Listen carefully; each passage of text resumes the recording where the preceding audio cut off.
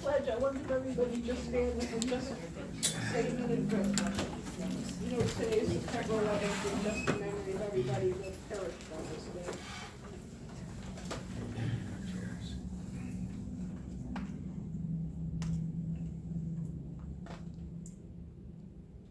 Thank you. Flag is up here, please say the pledge, please. Pledge. I pledge allegiance to the flag of the United States of America and to the republic for which it stands, one nation, under God, indivisible, with liberty and justice for all. Well, welcome everybody. I guess everybody's in agreement that the summer is gone. I mean, it's still 99 degrees, but it's also by. So we are back. Before we get started, there's just something that I wanted to talk about real quick. What did I do here? How many in the room went to the Southern County Task Force meeting the other night that Bob Cashley had? Was that not awesome? I just want to let everybody that was not there know that this administration definitely has his eye on this part of the county. They had the directors of just about every department there. They listened to all the comments that everybody had to say. And I, myself, spoke to several of the directors. And you know how in the last several years, every time we've asked for somebody to come and talk to us, either from planning and zoning or whatever, I always got the runaround. I had every director out there going, you want a presentation? No problem. Roxanne Lynch wants to come and talk to us. She's in charge of licensing and permits. She will be handling the abandoned properties that they talked about. Right. She said, I'll be more than happy to come and talk to you. Emergency services, Rick Ayers, he said, you want a presentation? No problem. So just about every director that was there is willing to come out and talk to us and address the issues that we have. It was a very enlightening meeting, but they definitely have their eye on this part of the county. And I think you're gonna see a lot of really good stuff. The only disappointing part was the fact that, nobody from the school system was there, and to me, there are a lot of concerns when you talk to different parents, even, Well, I said I was gonna try to get somebody from the school board, but like today, their meeting is tonight, and that's Right. the hard part. My name is Dwight Perry, and Denise Perry is part of the school Right. board on this end.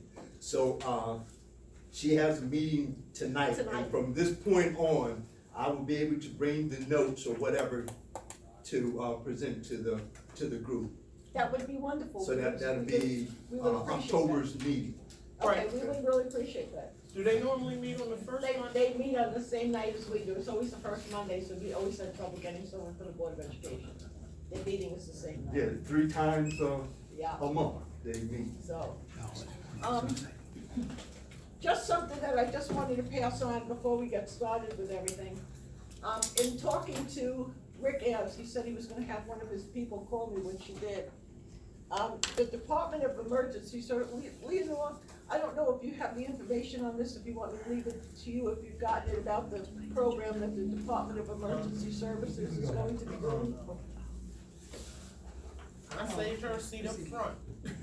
Yes, you've got a seat up front, Leonore. Anyway, the Department of Emergency Services, Rick Ayers, is putting on a 4-week program that will be at the rec center here on Brookside Drive. And it's called Prepare Because You Care. And it will be 4 weeks of, do you know what to do if we have a natural disaster? Do you have enough water bottles? Do you have your medicines? I mean, do you know what to do in case of an earthquake, a fire, or any of the things that you see?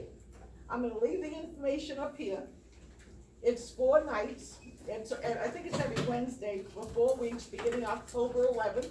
It's the 11th, the 18th, the 25th, and November 1st. At the Edgewood Community Center. It's like a 2.5 hour thing. They're gonna have a stop the bleed, a CPR. It's, prepare because you care. I'll leave this up here. I made a couple of copies because there's a link you have to register. So I'll leave it up here, and if you want to get more information about it, I'm gonna put it up here on the front. And what were those dates again? It's October the 11th, the 18th, the 25th, and November 1st, and it's like from 7 to 9:30, right at the, community center on Brookside Drive. Let me just introduce the board real quick. I'm Paula Mullis, I'm your chair. Adam? Adam Schellenberger. I'm just a member. Sorry. You're more than that, He's out. just so you know. Yes, he is absolutely Much more more. than that. Marion Forgan, I'm the secretary. I'm a member of the JDHC with Oh, Adam yeah, I do Schellenberger that too. and Friends of Hartford, and just a community member. Jim Lyons, past chief, passed a lot of things, Joppa Magnolia Volunteer Fire Company in the county on fire, and I represent the Glory Moon section of Hartford County. Melissa DeRisca, a board member, community activist, all that such. Bob Herzog, Canada. Okay, so, let us begin. Does everybody have a copy? There's extra agendas up here and minutes up here if anybody doesn't have it. So, have all the board members had a chance to take a look at the minutes, and do I have a motion to approve? Most so moved. Second.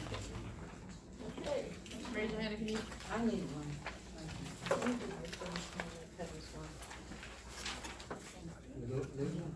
For you?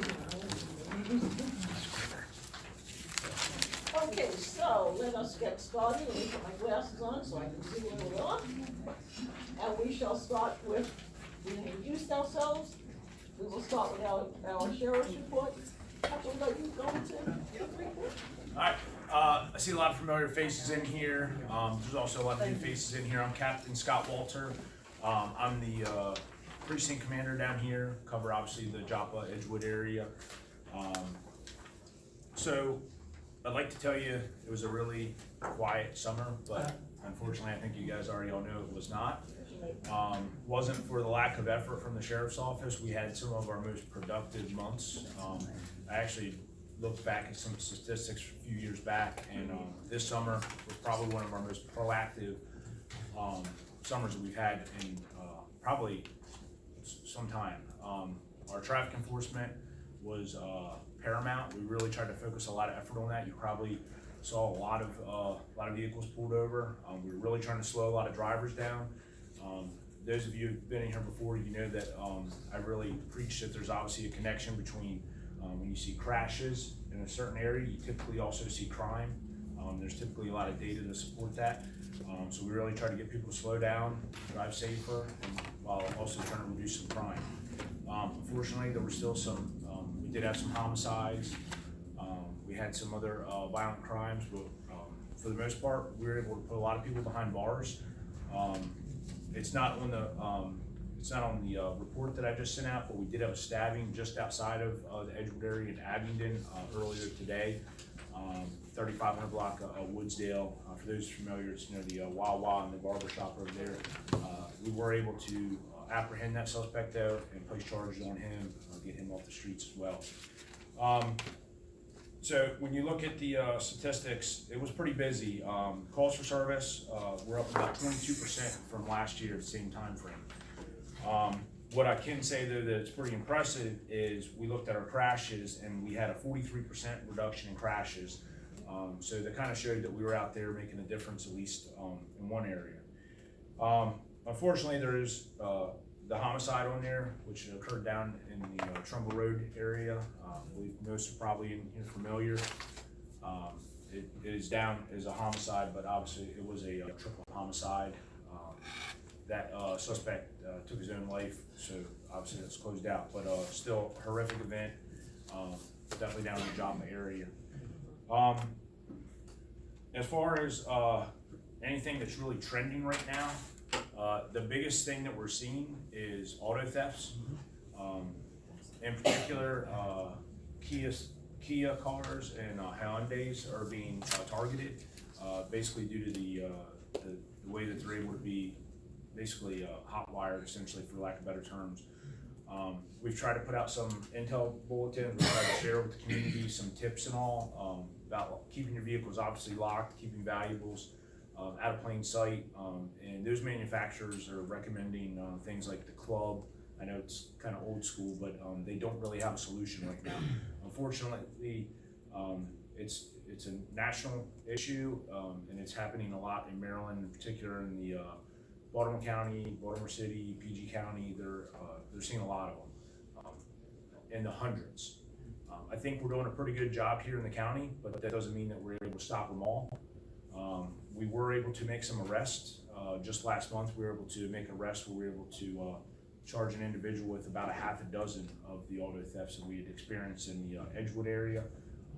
And some of the vehicles were actually getting stolen in the Edgewood area and dropped in the Abingdon area, and then vehicles were being stolen in Abingdon and dropped down here in Edgewood, Joppa, and so forth. So we were able to make some pretty good breaks in some of those cases, but that does not mean that they're still not out there. So we will try to continue to obviously educate the community and make sure that we're doing everything we can to stop it. So you'll see last year there were 7, and the same time frame this year we were up to 18 of them. Okay, and unfortunately a lot of those were down in this area in the Edgewood, Joppa area, and for those who are familiar, there was a lot back off the Willoughby Beach area, and those are some that we were able to charge the one individual with. So I saw a hand in the back. I apologize. You answered it, thanks, Cap. Okay. Yes. So first, kudos to anybody who's in your position who goes into a murder scene and is not sure if there's an active shooter going into it. After that shooting on Trimble Road, there were reports on Facebook, which obviously unsubstantiated, of a live shooter and an active shooter going through the community, going down to the flea market, etc. I thought the sheriff's office did a fairly good job getting an update onto your Facebook page saying there was no threat to the community at that time. But I want to know, is there a way that the emergency services phone number can be used for such a thing? Because, I mean, if I can get information about Bel Air's Christmas parade being canceled, I feel like I should be able to get information about there not being an active shooter in my community. You're talking about like the robocalls Yeah. and calls that come out. Yeah, and that was entertained that day. It actually came out. I was on the scene probably within about 20 minutes after the actual shooting occurred. Just so you know, when the initial report came out, it did come out as an active assailant, as an active shooter. And we were getting conflicting information at the time on whether it was one or multiple shooters. Obviously, events like this, we get a lot of different calls in, and people are trying to do the right thing and trying to help, but information gets obviously a little messed up sometimes. So it did take, just so, for those of you who are not aware, our initial response to that was within 2 minutes. We had officers on scene inside of the building making contact with the first victims that we were able to locate. So I appreciate you commending us, and I would just like to say I was extremely proud of the way that the men and women of the sheriff's office obviously rushed in what they believed to be an active assailant and an active shooter based off the reports. They did not hesitate. Obviously, unfortunately, our efforts still weren't able to save any lives. The one victim that was located obviously succumbed to those injuries at the hospital. But yes, I appreciate that, and they did a phenomenal job there. As far as the notification, my boss, the sheriff, he wants to keep the community informed as much as possible. We also just don't want to put out bad information. In particular, if there was another assailant and we didn't know at the time, it did take us a little bit to figure out who the actual suspect was, because obviously everybody was deceased and we didn't have a witness who could identify at that point the exact shooter or whatever. So we did not want to put out any information if there was still a possibility that there was any kind of threat to the community. So we waited until we were able to deem that safe. But I will obviously pass that information up as far as using the robocall a little bit more. Yeah, I mean, well, not to, and certainly, I certainly encourage, or I'm glad that you don't want to put out false information, but I'm wondering, is there an opportunity in a situation like that? For example, there was a situation the week prior in Bel Air where there was a suspicious package, and we got a call throughout the entire county saying avoid that area, and if you're in that area, shelter in place. Why couldn't we get a shelter in place order for Joppatowne when there was potentially an active shooter on the loose? Yeah, I can certainly pass that up.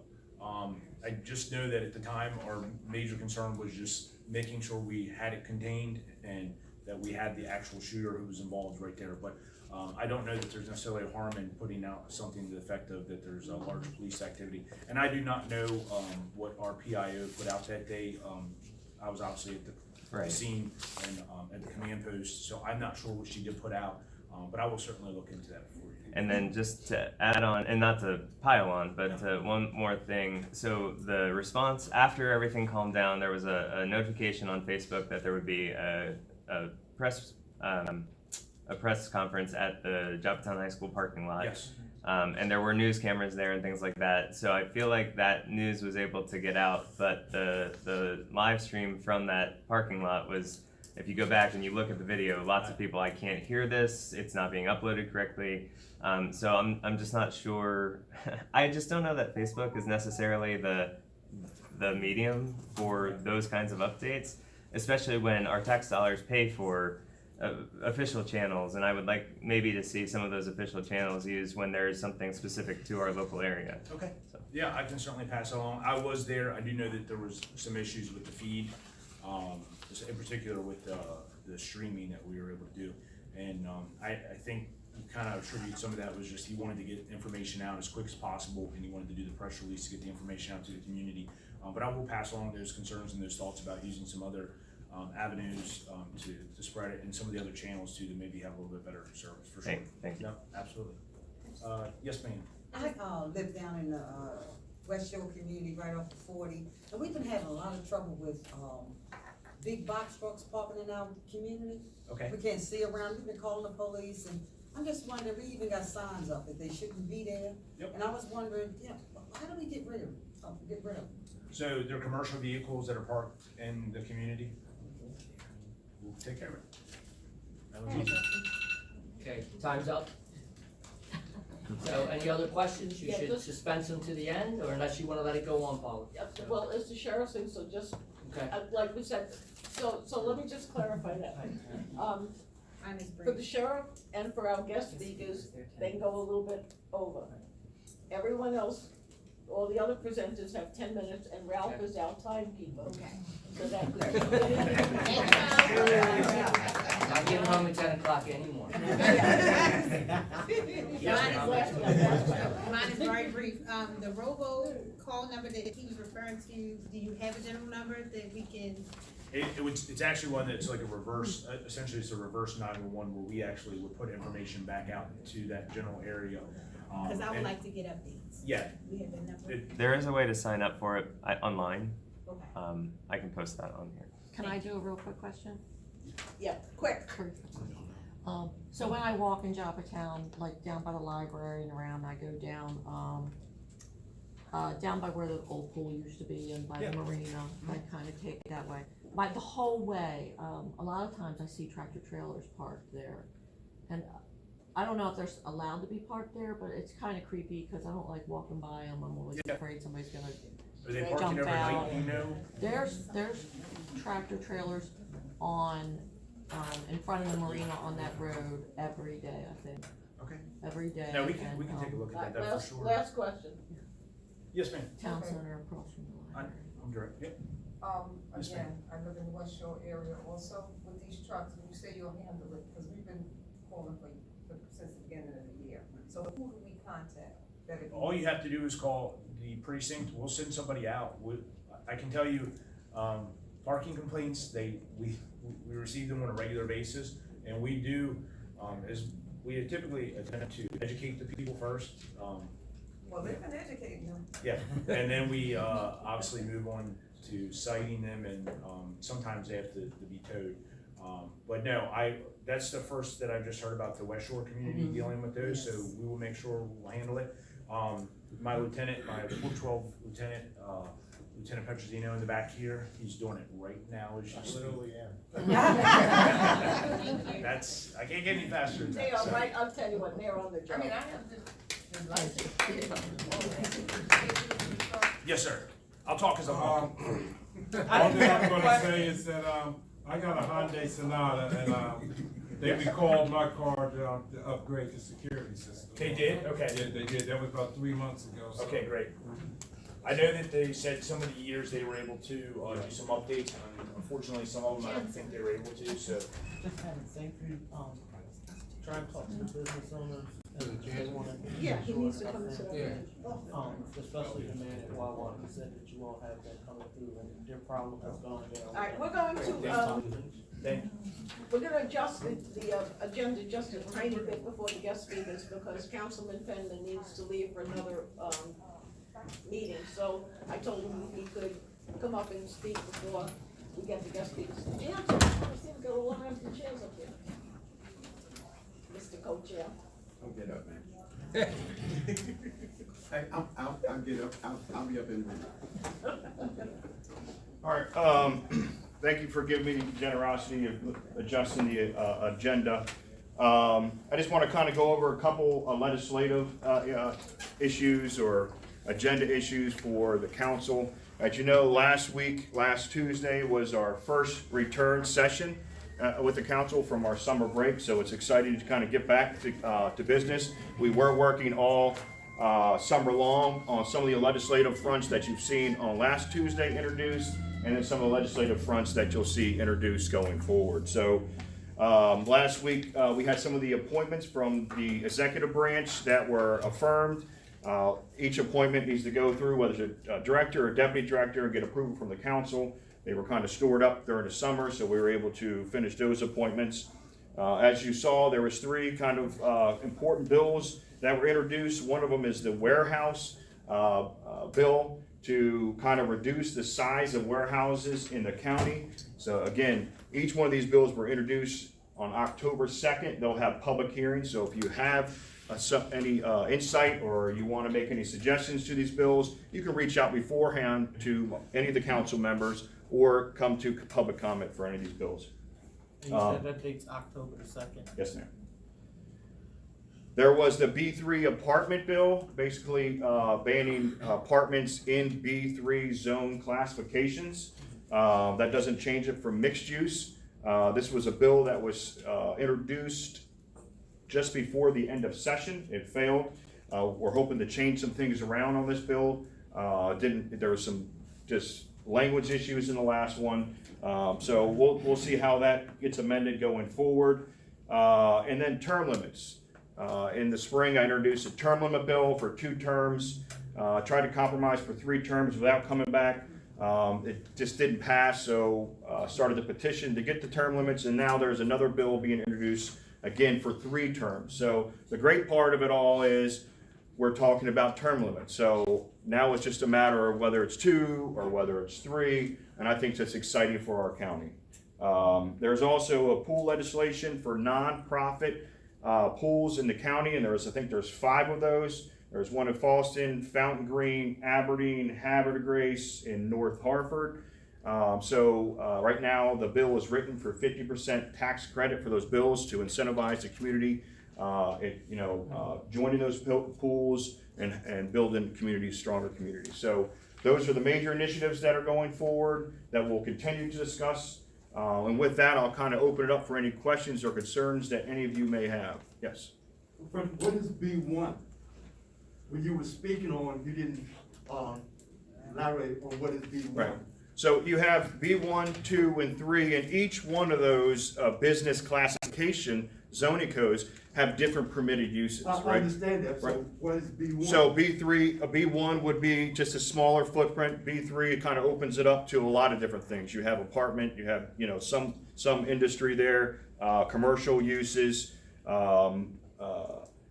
different housing. Because one of the things that the zoning code tries to kind of not push is probably the wrong word, but the mixed use philosophy, right? So if you have apartments or townhomes or residences in areas where they can, it's walkability, right? So that's one of the things that, the code tries to support. So in this application, this bill would still allow apartments in B3 only in a mixed use philosophy. But what is B1?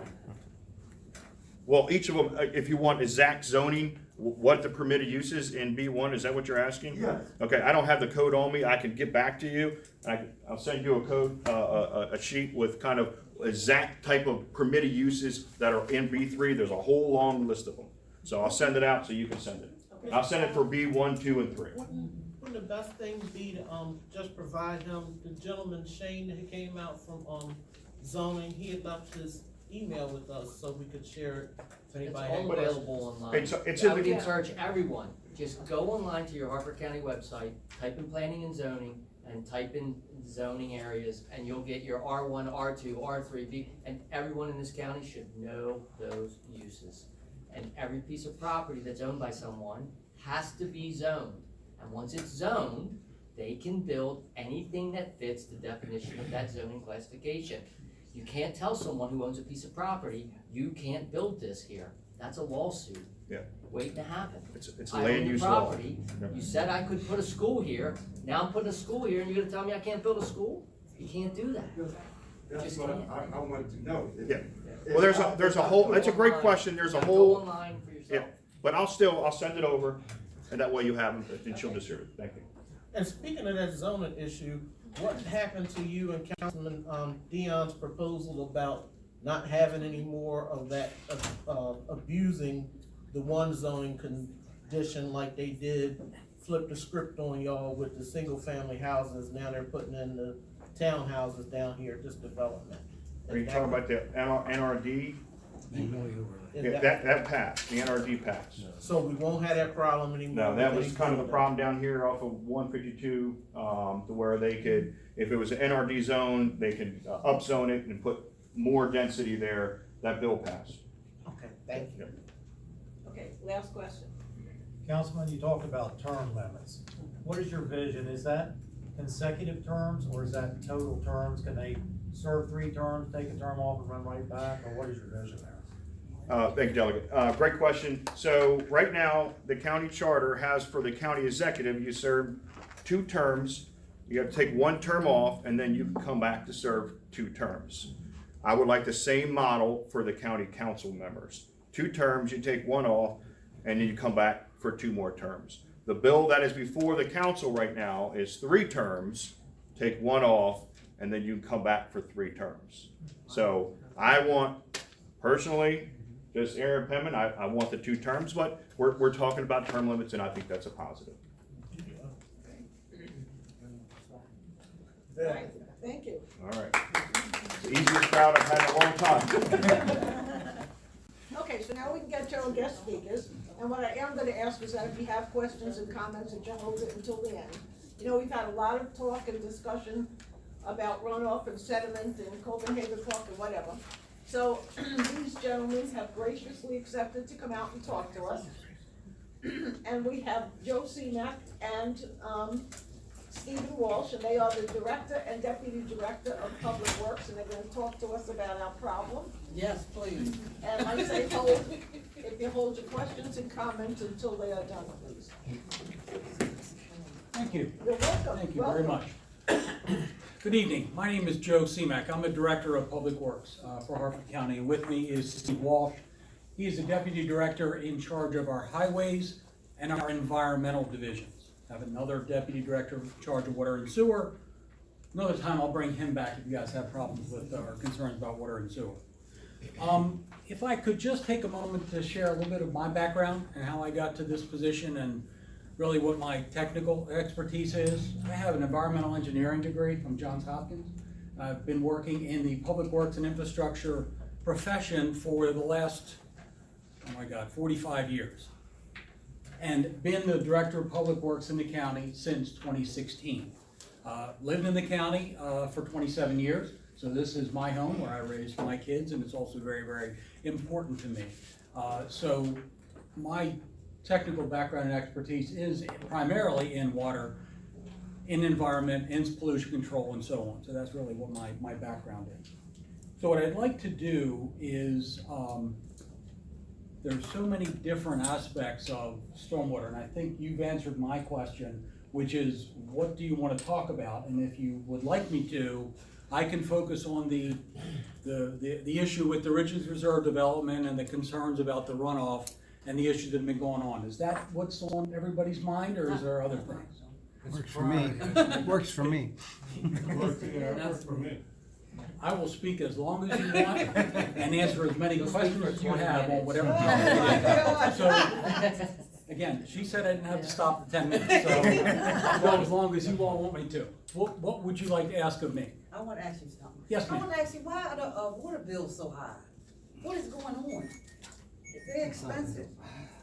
The water bills are high, Yeah. higher than they Yes, were, yeah. primarily because it costs a lot of money to treat water to make it clean enough to drink. That's the simple answer. The longer answer is every 5 years, we review our actual costs to actually produce water and then treat the water before it goes out into the bay. This is it's called an enterprise fund. It is a totally different accounting from every other general tax revenue throughout the county. What we receive in all those bills that are paid and what we pay out to run are totally independent from taking care of highways, taking care of trash, taking care of all sorts of other things. So we have to collect what it costs to do the work. And every 5 years, we do an audit by an outside consultant who's a national ranked firm who actually just looks at all those numbers, and they determine what it is we need to charge in order to get enough of that revenue. Environmental regulations on drinking water continue to increase. They want to make sure that everything is safe. They have requirements that they require us to test. We test approximately 250,000 times a year on the quality of the water to make sure that it's safe. You may have read about the unfortunate problem Baltimore City had back, I guess, Labor Day last year, where they had a little difficulty and then they probably just sent the message poorly. But we're going to make sure that that sort of thing doesn't happen with us. So we make sure that we're very conservative in how we take care of it. So those processes, unfortunately, they're expensive, and they're getting more expensive because the rules and regulations, basically to protect public health, are getting a little bit more stringent each time. Okay, let's get back to Ridge Lease Reserve and what we, the concerns that we have, and then we'll save all the comments. Real and simple stuff question. Until. Sure. According to the law, you had the power to revoke the permit at Ridgely's Reserve for repeated violations. You didn't do it. Why not? I'm going to answer that in two ways. I'm going to tell you what we have done. I know what you've done. I don't know if you do, Now, so let's- because let's some of let this them do just their changed. presentation and save Much the of this comments just till the changed end. within the past week. Okay. And then I'll tell you what we're going to do about that exact question. Okay. If I could. We have increased our frequency of inspecting this project to be twice as many times as we do every other development in the county. Okay? Once a week and after every rain. We've also already imposed civil penalties to the maximum extent allowed by our county code. That was appealed by the developer. That appeal was just rejected 2 weeks ago, so now it's due. I am about to sign tomorrow additional fines related to other non-compliance work, again, to the maximum that the county code will allow me to do. We have not pulled the trigger on that extreme possibility yet, okay? And that's the way I explained it we talked to a gentleman the other day. I have confirmed, I've asked the law department to look into, to confirm my authority to do so, because again, I'm an engineer, I'm not an attorney, so I rely on our law department to give me that judgment. I also spoke with Mr. Casserly as well, and so what we are going to do is we are going to put out a notice of intent to the developer that if he continues and doesn't do the things that we've asked him to do and we've required him to do and we find him for doing, then we will look into going down that road. Okay. What's the total amount of fines? The total amount of the fines so far have been $10,000, which is what the code allows, the maximum Over amount that I how can do long? by the code. Over how long has that been? 2 years. So over 2 years, they've only been fined $10,000? No, ma'am. The fine that was imposed for the $10,000 was imposed in January of this year. The first inspection that had a stop work order directed to them for their failure to comply with the code and the rules and the regulations and the permit was in July of last year. That was the first time that they were out of compliance. Mr. Davies and I communicate more regularly than I would like to. And he told me every time I called, I have an inspector on site every day. And the inspector on site every day didn't find anything for the most part. And none of the inspectors, yours nor the state's, noticed that they hadn't stabilized the soil. Never was that in any of the reports, even though obviously the whole hill was rolling downhill. What is the possibility of getting that soil stabilized? Because it's not yet. Well, it is an active construction site. So it's gonna have disturbed soil on it at various times as they move their equipment over it.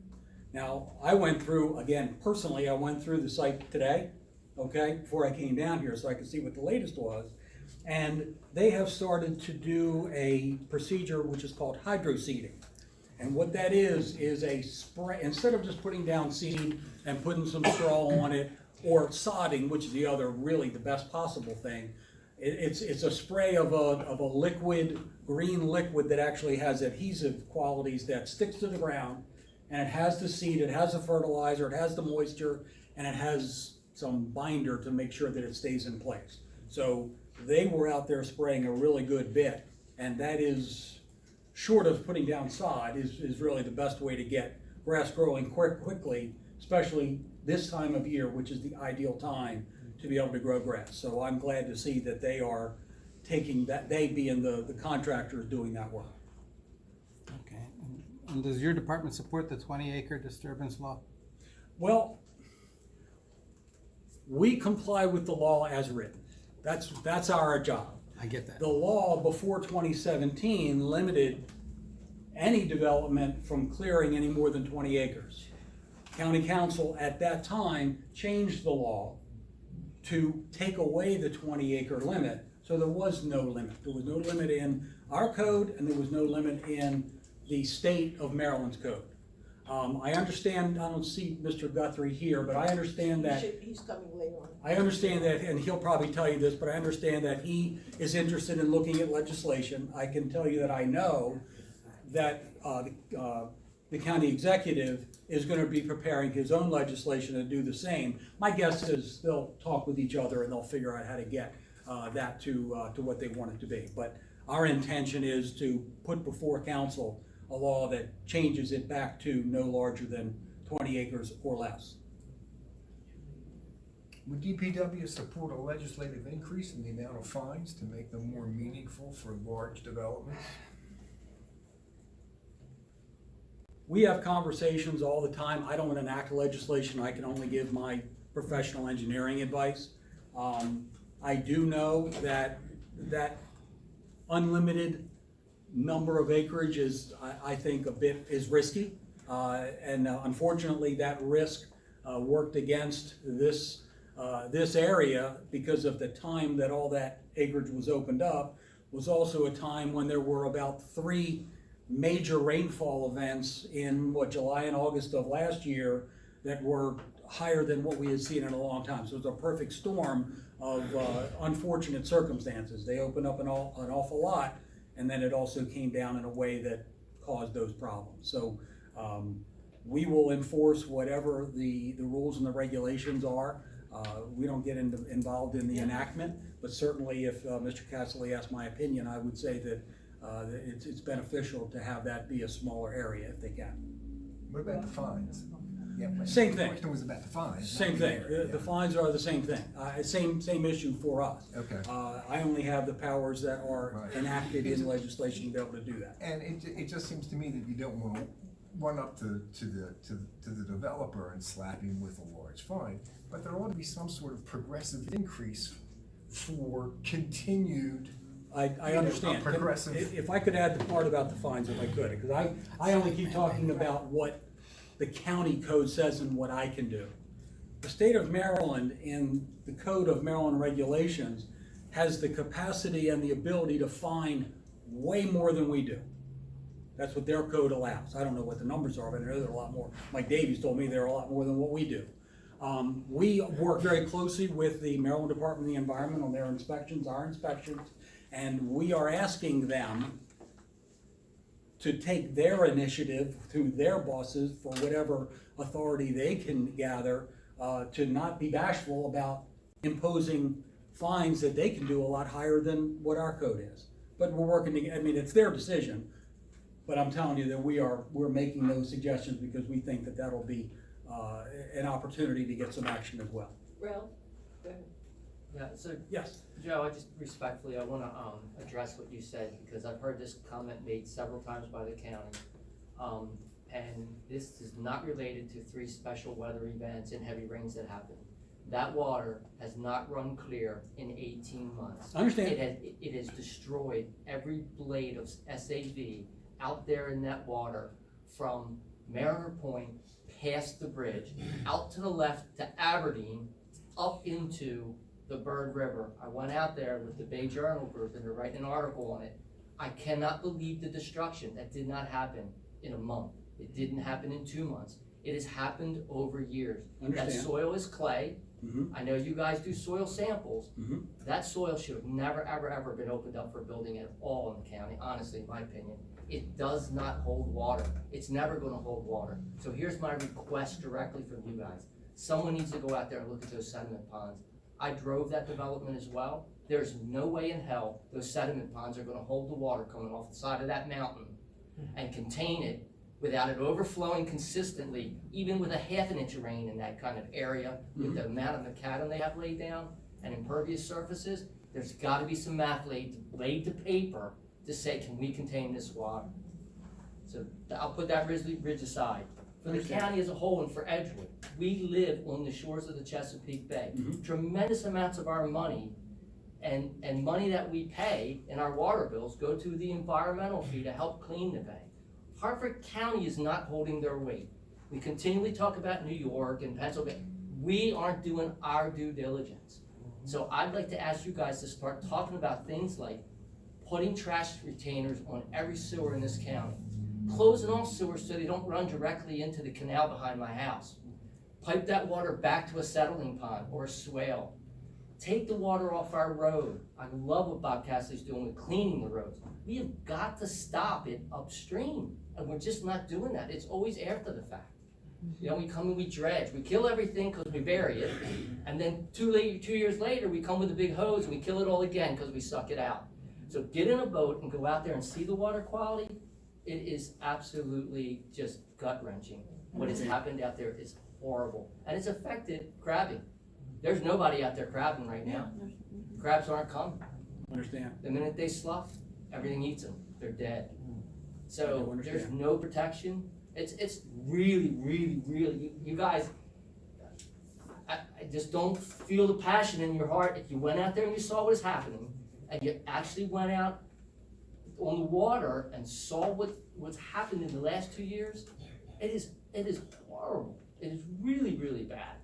But I haven't had a chance to go out because I don't have a boat. My son keeps his somewhere else where he hasn't taken me. And I'm not making light of the issue, but I have drone footage that our folks have taken that go all the way out that far to be able to see the issues. And of course, a lot of photographs as well that a lot of folks have sent us to be able to see and understand the issues we're talking about. Okay. One of the things that I just want to add that we are doing as it relates to that, I'll call it the wider expanse of what is the Gunpowder River. The United States Geological Survey, USGS, does a great deal of water quality testing, data collection, way more than the things that we do, and they do that no matter what. Steve, would you talk a little bit about, we're going to engage USGS under contract to us as an independent analysis of all that data collected related to not just the individual tributary of what comes out of Regional Reserve, but the area in its entirety, including what other streams channel down into the Gunpowder River. So we've already had discussions with USGS about having them do that study. We're not hiring a consultant working for us, USGS, we're gonna pay them because we wanna make sure that it gets done, but that is something that is an initiative at a higher level that we wanna make sure that when this is done and done right, that we've also got information from USGS about that. But are y'all gonna make them clean it up? I'm sorry? Are y'all gonna make them clean it up? I'm okay. 'Cause I know with we that. got I'm in the settlement middle of bonds running where I to work see at, if and then, you call me back and if later. we pollute the bay, you know, Right. we gotta clean it up. Well, Probably about So- 9:30, I should be done. that's what the parts of the fines are intended to be able to go to Even and to on top of reimburse the them. fines that we may get where I work at, if we pollute the bay, they will shut us down, and we have to go out there and clean it up and get it clean. And I hear you, restore I it do back- understand that. Back to its original thing. So that's why I'm asking you, are you gonna make them clean it up when they get it? That'll be, no, we're not gonna let them clean it up. We're gonna make sure it gets cleaned up, is a difference. It's very difficult for us. But they have to flip the I'm gonna bill. jump in at his cost, that's my One at a time. question I've had They have to with flip the all bill. the pollution, all the dirty water around Rumsey Island, out of Foster Branch, at the gunpowder, back Foley's, all that clay that's out there, who's gonna really pay the cost of cleaning up? Is it gonna come back to the developer, is it on the state of Maryland now, or Baltimore County, because a lot of it's Baltimore County? Who's gonna bear the brunt of trying to make that water, habitable again? I don't have that answer yet because Even just swimming around Rumsey Island. Because as you mentioned, there's a lot of different things at play. That part of the water all the way out at the main stem of the gunpowder where it ties into the bay is taking water from the big Gunpowder River, the little Gunpowder River, and Foster Branch, and Bird River, and so on. Right. So it encompasses a much, much larger area, half of which is in Baltimore County and half of it is in Harford County. That's why we're using USGS to take that broader view of what's causing it, what's the damage, what's it gonna take to clean up, and then we'll go from there. Yeah, but the only thing is that that's just like kinda putting things on hold for what Harford County already knows, isn't it? No, And well- it's just gonna be more time wasted letting the builders do what they want and pollute the water and while we're doing surveys and, you know, it's like doing an Edgewood study every couple years to find out nothing being done. You know, and I hate to sound like that, but I live on the water and it's disappointing to see the crap that I look at when I wouldn't put my foot in there. It's just, it's mud, you know, it's just filth. I understand your skepticism, I do, and which is why I didn't start with, we're gonna do a study. We're gonna take action immediately, and the study will be aiming for the long-term solution. The immediate solution is to make sure that the developer and his contractors are taking care of the problem that he's causing right now so it doesn't get worse. So the fines, the stop work orders, the effort that we're gonna do to get MDE to be able to get involved in some of their efforts even more than they already have, is how we're gonna do our best to be able to deal with the present problem while the study is going on to make sure that we solve it correctly in the long run. So we're not waiting for a study to be able to do the enforcement that we have to do. No, I just wanted him to be able to get back to his presentation, because hopefully you might answer some of the questions that I have if you get a chance to finish up. So I just wanted you to be able to know what else you're gonna cover with us and tell us. I'm answering questions as they're asked, so if you want to ask a different topic, I can come back to the other one anytime you want to. So again, I have all night, so it depends on when you want to throw me out. Please don't do that. I've read the county code on this. Yes. And so I know where you're talking that it says that you can impose a $10,000 maximum fine, but then there's a provision in the code for a calendar of additional fines on top of that. So I'm wondering, is there any reason, since this is an ecological disaster, not something that just, you know, people check in and check out, but like anytime it rains, that's a problem. Is there any reason that the additional fines can't be assessed hourly? For every hour that they don't correct the problem, then you can do another $500. We can only assess the fines based on the schedule and the determination that's in the county code. Right, but the county code says that the additional fines can be assessed by, a calendar can be set for additional fines. Can that calendar be set hourly? I don't know. I'm not an attorney. I take my advice and guidance from our Department of Law that can answer those questions for me, and they give me the guidance of what I can and can't do and comply with the code. But I'll ask that question. That'd be great. I will. Steve had his hand up first. Yes, sir. I know you talked a lot about water and water quality and erosion from this mass deforestation. Yes. But there's also air quality. You also mentioned the state.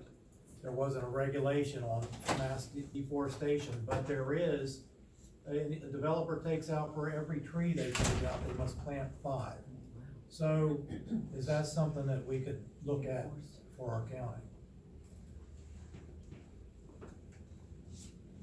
The reforestation rules and regulations and requirements fall under our Department of Planning and Zoning, not under Public Works. So I'm generally familiar with what you said.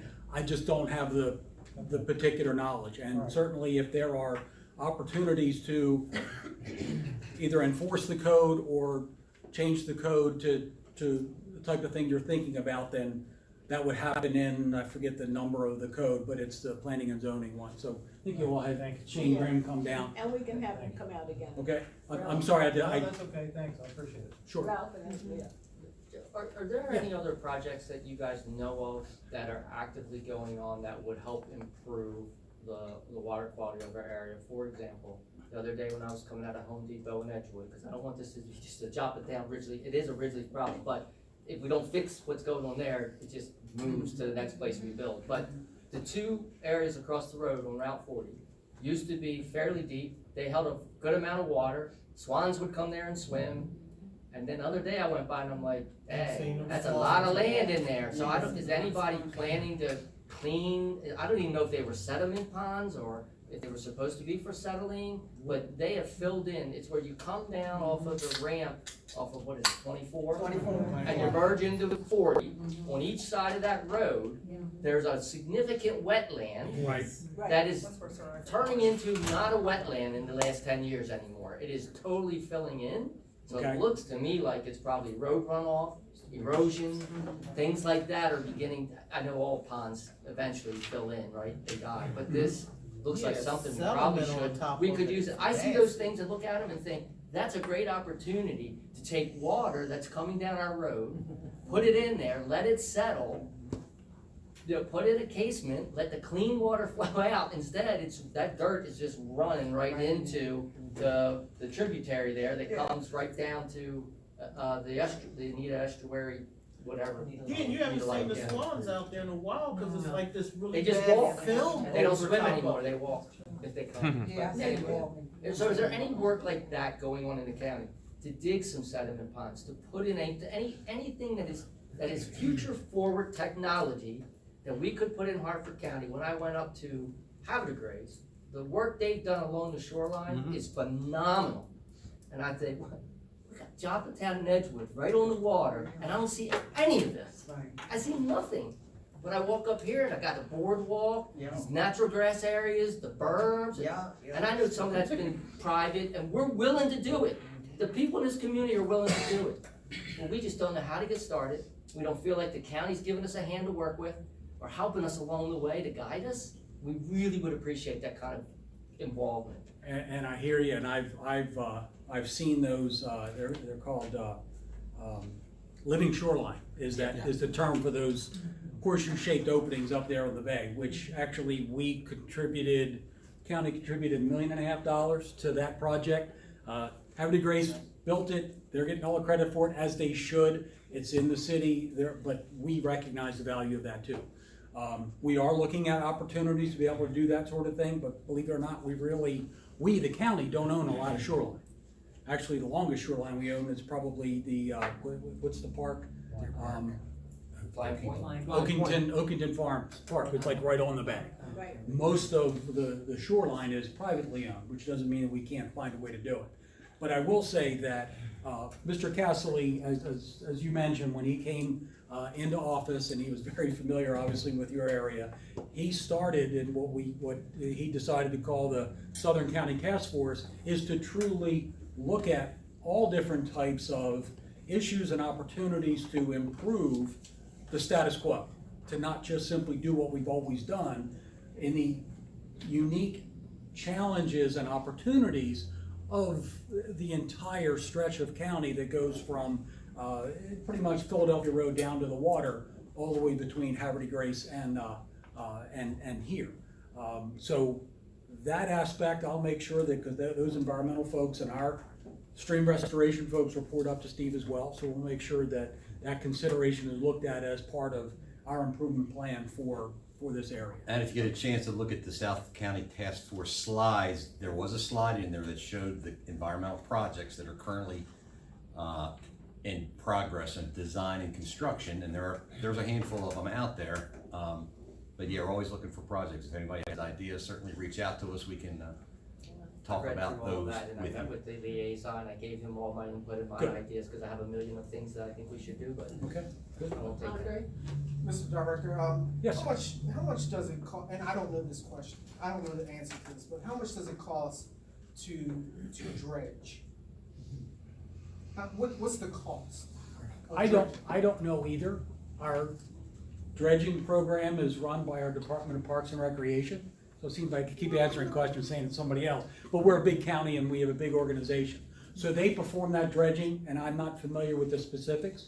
I do know that they have, since the Joppatowne area was built, they have dredged, we look at back, was about every 6 or 7 years for the past 30 years or so. So that is a regular schedule of things, so that amount of sedimentation was happening very, very early on, but that's usually a byproduct of construction like what happened down here. So I don't know that number, but I can certainly find out for you what that average cost is that they incur every, let's say, 7 or 8 years. Yeah, the reason why I ask is because the fine is $10,000, and it seems like it costs a little bit more to dredge than $10,000, and it seems like the community, the citizens, are then gonna be holding the bag to get the rest of the money up to dredge, right? So it just doesn't seem like that fine is indicative of what it should be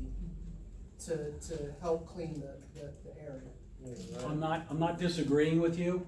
I do know that the amount that we can fine is capped by what the code tells me. However, that does not stop me from imposing additional fines based on additional occurrences on whatever frequency that we're able to, in order to be able to do that. So the two aren't calculated the same, but certainly, that's something that we can.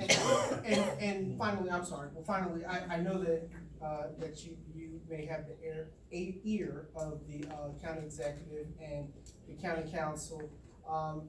Maybe some legislation can be imposed to up the fine, to make sure that these developers are paying their fair share when it comes to things like this. I understand, and I would certainly support that as well. Yeah, let's take the last 2 or 3 questions. Ma'am? I was just wondering, all in all, this project down here on 152, where they have stripped all the trees away, how many times has this development been fined? One time for 10,000? Correct, they were fined one time for, back in January of this year, correct, so far. And tomorrow there'll be another one. And then the next time that there is a violation, there'll be another one. And next time because now we have put them on notice that this is unacceptable, and we're gonna do our best to be able to get them to change their practices. Because, what is going on in reference to the community as a whole, and then this guy just, here's a check for 10,000, get back to business. It just doesn't sound right. I understand. Okay, and how many times have they had stop orders? There were 3 that were associated with the fine. There were 2 more that are gonna be based on the fines that I'm gonna be issuing tomorrow, Okay, so there'll be a total of 5 at this so point. far. I mean, I hope there's no more, but that's the number that we've gotten to so far. Because, you know, for what is being done to a huge amount of people versus this developer, it's like, we can see who's like kind of running the show, this developer, you know? And, I was just wanting to clarify how many times it's been fined and how many times there's been stop orders. Come on, I'm gonna change topic. Hang on a minute. Okay. I gotta follow. Okay, Yes, ma'am. my questions were more so in reference to things, that kinda came to light at the meeting last week. Your Department of Public Works, what is going on with some, I noticed that there are a lot of trees that are still crossing over in the power lines.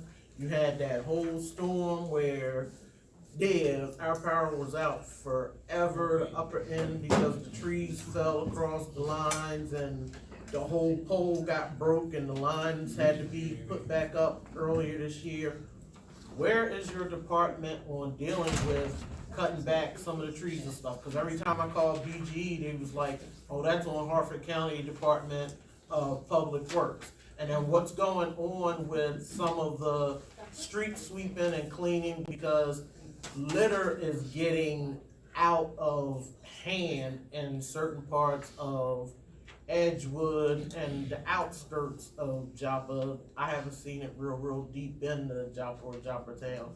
But the litter, and we know we don't deal with the crime comes quickly behind it. So, and then last thing on this water thing, how can you put together a consistent effort if Parks and Recs is gonna be doing the dredging and stuff? Because it seems like, I don't know, since they're doing the dredging, are they the ones that are doing more communicating with like the Chesapeake Bay Foundation where you can get some more monies out of? Because if they're not doing that and they're not letting you know, then how can you access the funds from the Chesapeake Bay Foundation and the other one that they had on TV nationally when they gave out grades about the Chesapeake Bay? Because these people in here, you know, I'm hearing my neighbors and stuff here, every month they're hurting. And the air quality compared to when I did move up here in 2016, I would agree with them. Yeah, it's certain parts, it's so where are you at on trying to develop some plans to tackle these things? We can't have trash getting into the waterways. Right. We've got to do better with trash services and getting some street, where are you at on all of those types of things? I got 3 questions I think that I heard you say. One had to do with the BG&E wires. Another one had to do with the trash and the street sweeping. And the third was the dredging and where the money's gonna come from. Did I hear that correctly? Correct. Okay. BG&E. BG&E is responsible for their wires and any damage to their wires. Public Works is not. We are only responsible for trees, the county, on our property to keep them trimmed to the extent that we can. We don't own a lot of property. We have trees in our right of way, but not many, because we don't want to be maintainers of trees, nor do we want trees falling on our road. Okay, so typically BG&E will trim trees if they are endangering their wires, because they have a right to do that, because they're a regulated utility and they have a right to protect their envelope. I'm sure they would rather not do that either, because they're in business and they'd rather not spend any more than they have to. But the actual electricity on the poles or in the wires or the Verizon or the other cable companies that are hanging on the poles are not part of our responsibility. They are the private companies of BG&E, Verizon, Comcast, and the Right, they didn't say that was your responsibility, but they argued me down about the trees. They were like, we have consistent problems with DPW in your area, getting them to get their trees off of the lines or the ones that are growing through the lines. They said that there's a lack of communication there. They did admit to me that there are some owners of property here in the area that they've had trouble with, They gave me, I forgot to bring my other notebook. They gave me in particular some property down on Route 7 that they've spoken to that owner several times. Okay. Do you happen to know the person that you talked to at BG&E? Yeah, I can pull it up through my email. If you wouldn't mind. And then we need to move this along. And the reason I ask is, we have a liaison person with BG&E, and then that we deal with when we do have problems or disagreements or so on. So if you wouldn't mind, before we go, just let me know what that name is, and then we'll take it from there. Yeah. Second item having to do with trash and litter. As the county executive said in the briefing the other day, we are making a commitment to improve the street sweeping and the litter collection. As a matter of fact, we're talking about, we've had a couple community cleanup days down this way where we provided dumpsters for those individual communities that asked for them. We are looking into the possibility of doing more when they're not asked for, in order to have an opportunity for where the trash can go, or the limbs and the brush and all that sort of thing, when they come down, you can get rid of. Because last time I looked, it's not a short drive to go up to Tollgate to get rid of all the down trees or the branches, or it's not a short trip to go all the way up to Scarborough to where the landfill is. So we understand that. So we're gonna look to sort of bring the collection to you to some degree. We're not there yet. It's another one of the ideas that we're putting forward to be able to do that. The last one, what was the last one? Should have had them all. The money for dredging. The money for the dredging. Money for the dredging.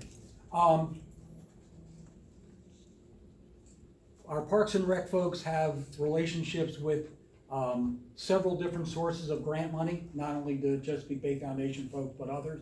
So do we, so that we're going to explore every possibility of where money could come from to help us on that venture. So they'll look at their sources, we'll look at ours.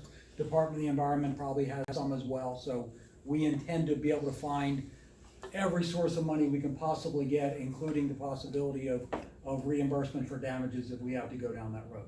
Okay. I just wanted to add too that, Bob Cassidy said the other night that the county was also looking into purchasing another sweeper. Yes, we have Yes. we have in our budget, right now we have a street sweeper for each of our 4 districts covering the whole county. Your District 1 down here, which is basically essentially the entire South County, and we have 1 sweeper in each district. It is in the approved fiscal year 24 budget to purchase a second one for this district. There's only one problem. It won't be delivered till 2025. We placed the order. It's not going to get here for a year and a half. Sorry. However, what we're going to do is we're looking into, since we don't have to spend that money in another year and a half, we're looking into contracting out to an additional service to be able to do that increased level of sweeping. We'll pay somebody to do it under contract to the county. So you'll be able to see that as we move forward, because we understand. And that's, again, Mr. Castley knows better than we do about. Well, thank you for answering my questions. And when you have your meeting with the U.S. Geological Service, I wish you well, but I would also think that you might want to ask them to bring OSHA in with them, because, I mean, not OSHA, EPA. Oh, the people that do the water tables and stuff with the hurricanes and stuff, because they've also seem to have a better handle than even USGA on some of the changes and things going on with waterways based on the weather and La Nina and all of that stuff. We're gonna ask them to look for every bit of data they can find. And I'm Okay, sure I they just know a wanna lot make more sure than you both get you to and the- I combined, but for this area. Okay. One more thing on the trash issue, we do have an Adopt a Road program. We're really looking for nonprofits and organizations out there to help us. Yeah, It is a week by week issue, so we have forces certainly, but we need people on the ground to help us. We need to really finish this up, so we appreciate you gentlemen coming out. If we have more issues, we're gonna ask you to come back. Absolutely. Okay. Absolutely. And if you like, and we can talk, if you want a presentation on some of the other things that we do. I like to come and talk to people when something's not on fire, to be able to explain some of the things that we do that really are beneficial, and it's something that just I have a passion for in the business that I'm in and Steve is in. Because if we do our job perfectly, I never hear from anybody. And it's a real quiet time. And that's what I wanna do. And I want you all not to have to call us to tell us about the things that you're talking about. So, thank you for your attention, thank you for your time. I hope I was able to inform you a little bit about some of the things that we're doing and that we are planning on doing, so. And we will have thank you you. back. Like I say, the year is Okay. just starting, so yeah, I'm sure we'll have you back. Thank you. Thank Jen. you. All right, just real quick, Will Graham had asked if he could have 5 minutes. You said you wanted to talk about. Yeah, is it time? Yeah. Okay. I'm there? Yeah, come up here. Okay. My name is Will Graham. I am with Harford County Climate Action and the Save Abingdon Woods Coalition.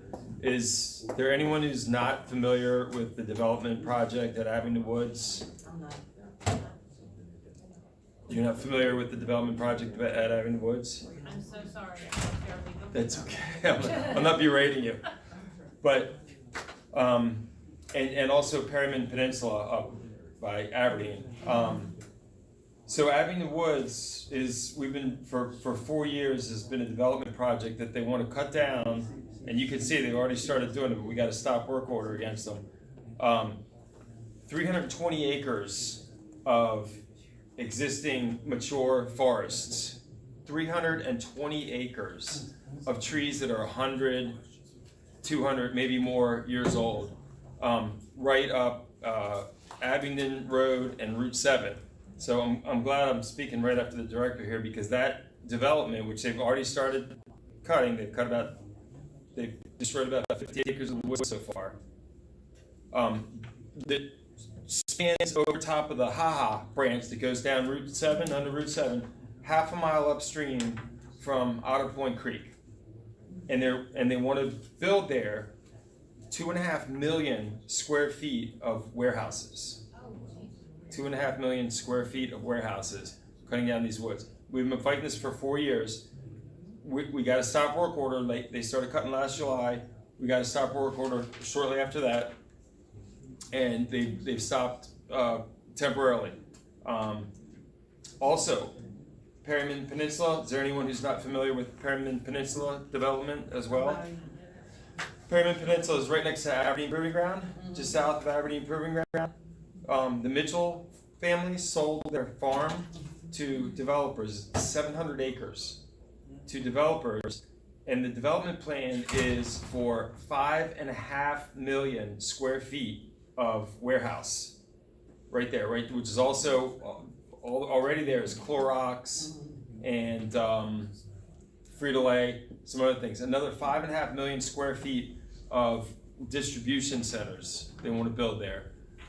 Plus another 5 million, I believe, square feet of parking lots. That's 10 million square feet of impervious surface. That is on the banks of the Bush River. So we were talking about the quality of the water quality of the bay. It's unconscionable that these two areas were put into a development zone a few years back, that the county council approved of them going into this development zone, minus one council member who will remain anonymous unless they care to speak up, who voted against putting these, and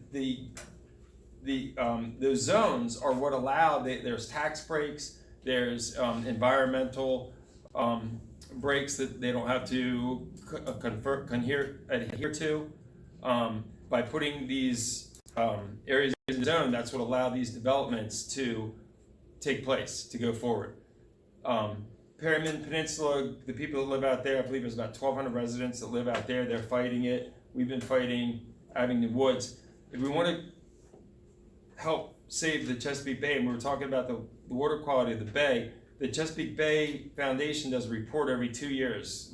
Most recent one was this year, 2023, where it got a score of 33, which is a D+. They don't grade it on 100. I'm not sure how that works, but it's bad. It's a D+, 33. That's up 1 point from the prior one of 2 years before in 2021, which was a 32.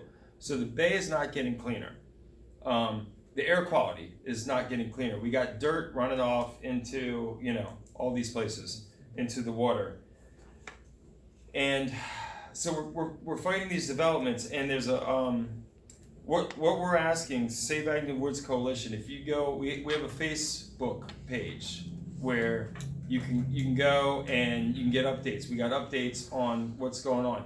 What's happening right now is there's a bill, 23-026, that County Executive Castley proposed that talks about definitions.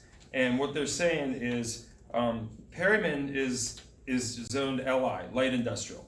Abingdon Woods is zoned CI, commercial industrial. The buildings are bigger than 250,000 square feet. Obviously, we're talking about 5.5 million square feet. This bill changes some wording, makes it so that no buildings above 250,000 square feet will be allowed in either of those zones, which is good because it helps disrupt this development. The bigger picture of all this is that we don't want those areas developed at all. Okay, this is 320 acres of woods that filter water that go down into the Chesapeake Bay, that clean our air, that support the ecosystem that, you know, everybody thinks, well, we cute little butterflies and birds and foxes and all that stuff. That stuff is the ecosystem that, you know, humans exist on. And if that ecosystem is destroyed, humans are not going to have a good time living on this planet either. But it's so that's the bigger pictures. We want options to developing, turning these things into warehouses with mixed use. There's also mixed use in Abingdon Woods. They're putting in a hotel and some restaurants and, you know, just some other stuff, but it's all development. So this bill removes buildings over 250,000 square feet of those areas. However, the wording is for, there's another terminology of freight terminals. And freight terminals are also being excluded from light industrial, which is Perryman. So nothing is going to be developed on Perryman. However, it's not excluded from the Abingdon Woods. And freight terminals do not have a size restriction on them. So the bottom line to that is that these buildings are going to be allowed to go ahead on Abingdon Woods under the definition of freight terminals, if that's how they go forward with defining them, which one would imagine is going to happen. So, you know, we Save Abingdon Woods Coalition, we've talked to County Council President Vincendi, we've talked to County Executive Castley, we've talked to County Council members Guthrie and Jacob Bennett. We're still trying to get this stopped. We've had 2 court cases that we filed against them, which is one of the reasons that they had the stop work order. Both of those court cases, one was disputing the forest conservation plan that the developers developed, the forest conservation plan. We said that it was not a legitimate forest conservation plan. It went to court. The court sent it back to the county to adjust. So now Harford County, it's in their hands. They're going to adjust the forest conservation plan. It's a temporary fix. They'll, you know, more than likely move forward with this. The wetlands and waterways permit was the last case that we had. That was rejected.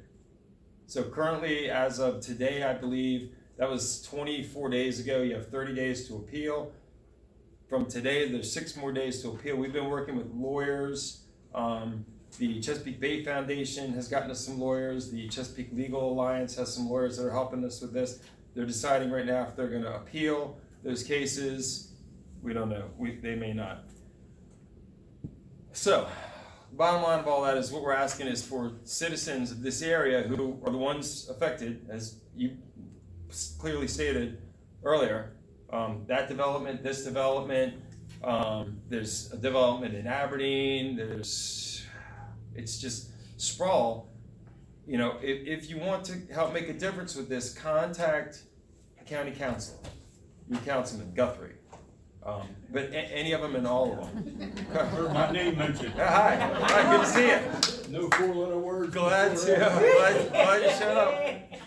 We're talking about Abington Woods development. Yeah.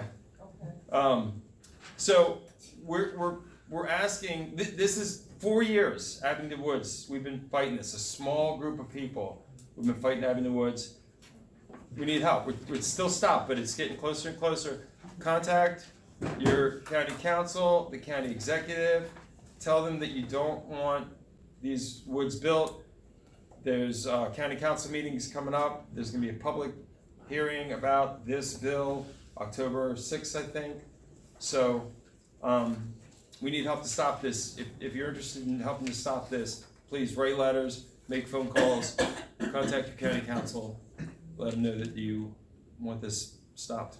But why would they want to build all of that? I don't understand that, and then they compete with Port Covington, who's got better access to the main highways and everything else. To the port. I can't answer that question. Everything else.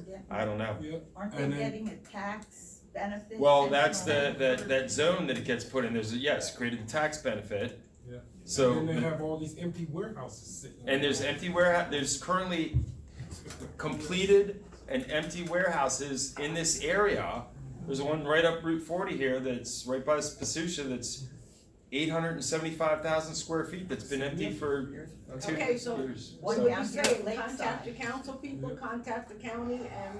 Contact the county. Go to Hartford County government. Just Google it. It'll give you the email addresses and the phone numbers of the county council. Get your friends and neighbors and family to call and say that you don't want this done. And that's how we've been fighting this, and that's how we got to fight Okay, it. guys, we're over 11 minutes for a 5-minute segment. So. Is that right? Can he stay up there for 3 more minutes? Really? Can he talk about the urban garden? Because I seen that in Dallas and Houston and other places like that. How about if you talk to him? That might be something that I'm saying that we should get behind him and support that. Yeah. We can talk about that after. Okay. How can we contact him? He mentioned a Yes, Facebook do you have page. Save Abington Woods on Facebook or Hartford County Climate Action on Facebook. Hartford County Climate Action also has a website, but Save Abington Woods Coalition is on Facebook. You can go to the website, get the information, find out updates, and try and fight this sprawl. Okay, just keep us updated. All right, thank you. All right, let's move along. I don't see. Samantha Harris is not here. I understand there is someone. Yes, hi. Hi. Good evening, I'm Cynthia Lentz, and I will be taking Samantha Harris's place. Hi, Cynthia, welcome. Thank you. Okay. And I passed out these documents, which I tell you.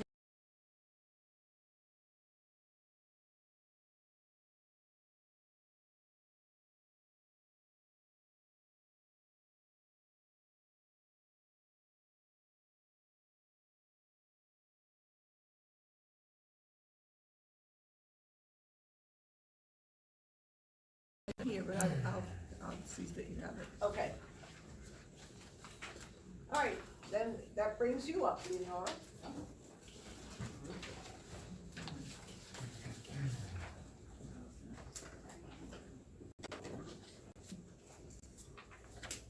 Since I have a built-in mic, I should be okay from this point. See, I saved you a seat up front. Well, I think this is a good perspective. Here's my back, okay? I have a lot of information. Ms. Lenore, can you come up? They did say that they can't hear. Okay. By social media. Oh. No, we can talk about that soon. Excuse me, okay.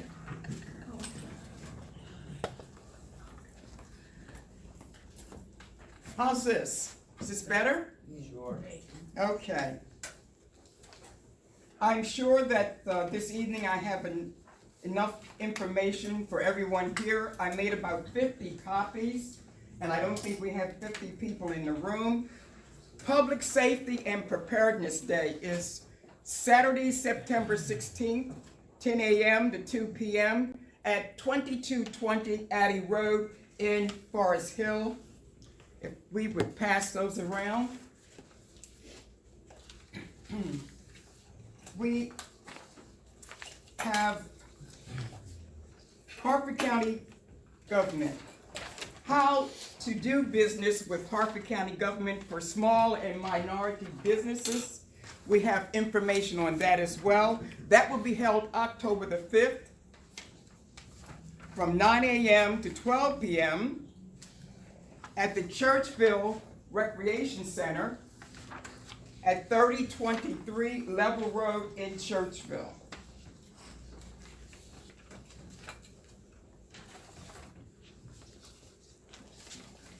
Questions, persuade, and refer. Gatekeeper training for suicide prevention. This is a free training for adults ages 18 and older, presented by Harford County Office of Drug and Control Policy. That will be held September 21st from 6 p.m. to 8 p.m. at the Churchville Presbyterian Church, 2844 Churchville Road, Churchville, Maryland. You must register online. You can go to the county website at www.harfordcounty.md.gov/ODCP. So those are coming around the room. For the panel here, we have plenty of flyers for everyone here this evening.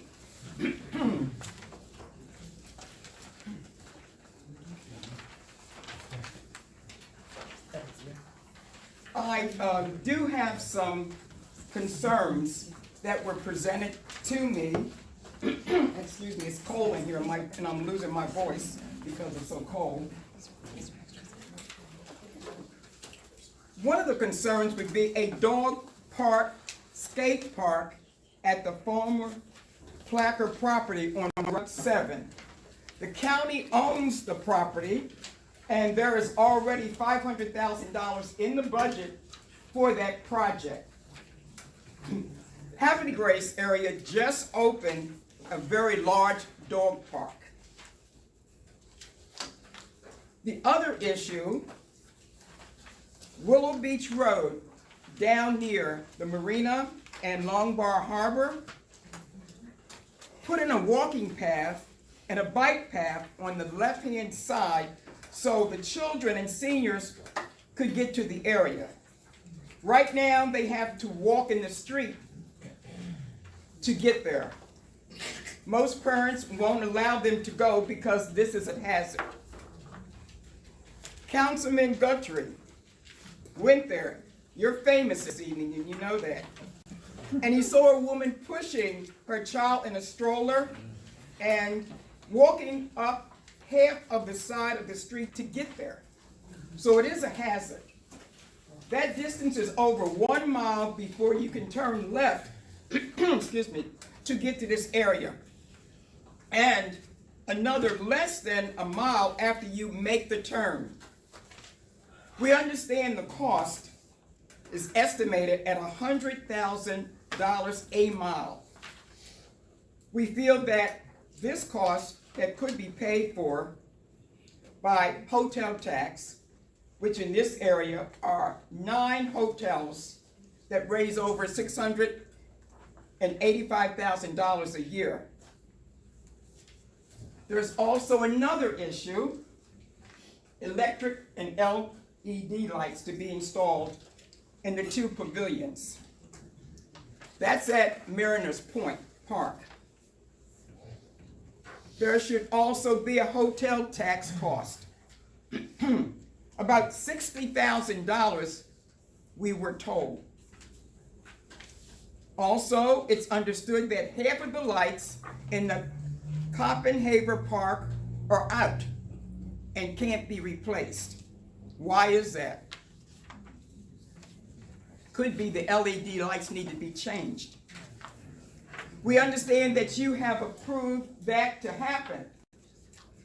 Do we know when a football session is upon us and they need the light to practice at night, since most of the players are in school during the day? So that's essential for the youth to have that. Another issue or concern, streetlights installed on Route 40 through the Edgewood, but nothing from the Baltimore-Harford County line to Route 152, and also from Joppa Road to Route 40. Hotel tax, District A raises about $685,000 a year from our 9 hotels. Aberdeen and Havre de Grace get half of what is raised in their district. We get nothing. We should also get half of what makes a difference of their own form of government. Means we pay more taxes to the county government than they do. The last 8 years, our 9 hotels have paid in more than $5.5 million to get nothing for it. The council can decide how our 1 to 2 gets spent. I imagine that Councilman Guthrie will comment on this. The means of our 9 hotels are sending in $685,000 a year to other districts to attract hotel seekers. This particular individual that had these concerns gave the county executive compliments and thanks to establishing the Southern County Task Force. Thanks for the excellent job done paving Shore Drive and all of its alternative roads, which have not been done for over the 60 years. We appreciate the efforts in Marina Point Park with the cleanup and the prospect of having those roads replaced in the fall. The help you and our councilmen did to get copper mines started in Edgewood with 8 sports fields that we expect to open in the spring. We appreciate the effort to get this Edgewood Community Center refurbished and updated shortly. Also, the recent effort to update the Boys and Girls Club of Edgewood. They did an excellent job. And if you have any additional issues, be sure to bring them up to the county executive. This is your opportunity to do that. This is why we meet. I take your information and your issues and take them back to the county executive.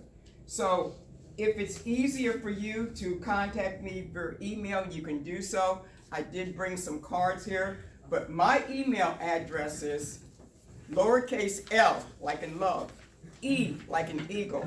My last name is Robinson, like in Crusoe, at Harford County MD, like Mary and David, .gov. Also, other concerns.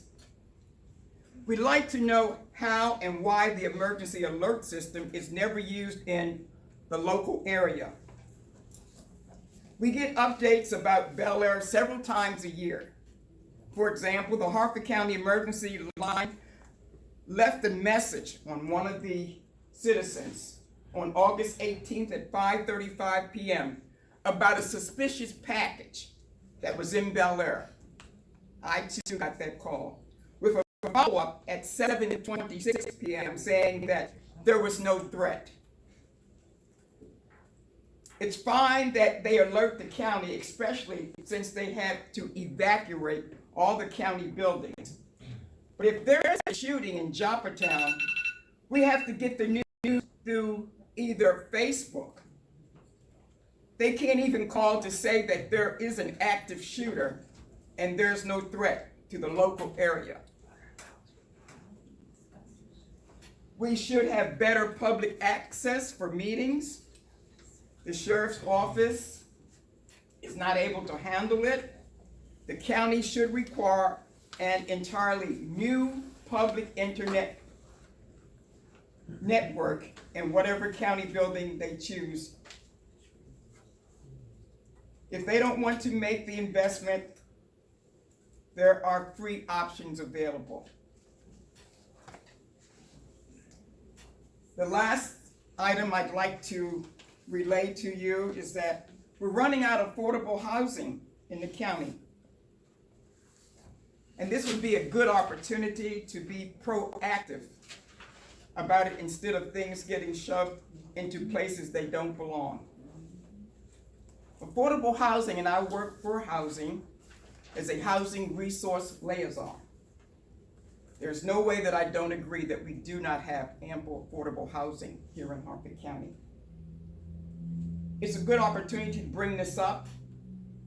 Other places may have the same issue, but there should be a plan to be able to upgrade some of the areas where we see new apartments going up, but they're just not affordable.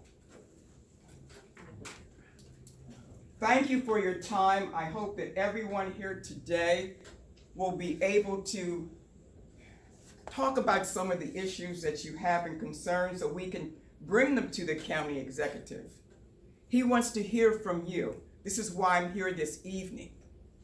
So any concerns you have, if you're not able to write them down today or address me, you have my email.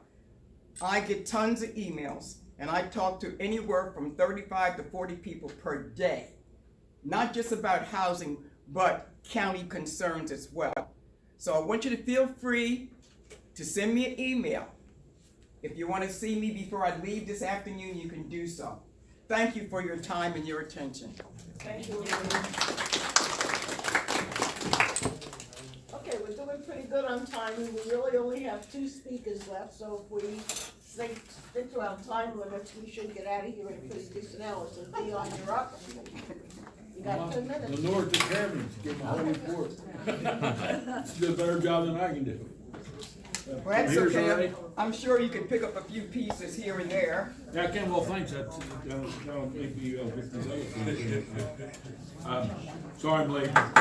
Every year, the Army Alliance has this 9/11 dinner meeting, and it's a good, next year it'll be on, it won't wind up being on a Monday, so. And it was, they had a number of people there that actually were in New York at the time, and a couple of them that were actually in the building, so it was, a couple of times people really got coughed, choking on some of the stuff that they told us. And I don't know if you've watched the History Channel, but I think it might be on for a week. Not sure, but there's some really good stuff on there about 9/11. They had a 2-hour thing on earlier today that talked about the rise and fall of the Twin Towers. And the whole 2 hours went from the time they put the shovel in the ground until the buildings collapsed. You know, and it'll show you a lot of the insights that the FBI and all has now been able to release after holding it off for a number of years. They now can release that information. So you're going to see a lot of inside information you never saw before. You're going to see why the buildings collapsed and some of the shortcomings that they took to put those buildings up. Real quick, you know, there's 2 buildings, and they were supposed to have 6 sets of stairs in each building, and they cut down on it. They cut 3 of them out in both buildings. So they really only had 3 sets of stairs going up and down. And when the plane hit the one building, it took 2 sets of stairs out. And they only had 1 set of stairs to go down. That's, you'll hear about the steel, and the steel that they put in the building was a little softer than the regular steel that you would use in that type of building, but they figured they would bypass that by painting all the steel with some kind of paint, fire-resistant paint. Well, this fire was so hot that it bled all the paint off the steel, and the steel melted, and that's how they talk about the collapse. And then it'll go into when President George Bush was in Florida and what came from that, and it'll show you, you'll really be sick to your stomach, because you're going to see some stuff in there, how very ill repaired we were prepared, not prepared for that event. That they really took us by total surprise, and you'll hear tapes and everything else where actually they got notification that goofball was going to attack the United States that day. they said they even got notice of it, they ignored it, you know, and. They ignored Ed Norris and his crew when he was still up in New York. They caught at one of the plan. Yeah. You're using up the 10 minutes. Yeah. Sorry. But then- Anyway, get a chance to look at the History Channel and you'll see what I'm talking about. Laura took a care of a lot of stuff, so I can skip over. If everybody got one of these documents, if you know, we have some extra copies here. How many you need over there? Four. How many? Here's extra copies Yeah, right you here. got a whole pile up here. Well, you need a lot more. You want to take them back to the people, to the fire hall. You know, last week we had the Southern Task Force meeting up at the Edgewood Community Center. I see a lot of you here. We're at that meeting. Raise your hand for all those who were at that meeting. I thought it was outstanding. I thought the county executive did an outstanding job. And what I really liked that he put on about a 40-minute demonstration, and he had slides and all that he showed everybody, talking about what he's doing and going to do in the southern part of the county. And in addition, he opened it up afterwards and let people speak. And just about every one of you I saw came up to the microphone and he let them speak, and as long as they wanted. They said 3 minutes, but very few people spoke 3 minutes. Like me, I speak maybe 3.5 tops. And that probably went on. That part of that probably went on about 2 hours. I'd say at least.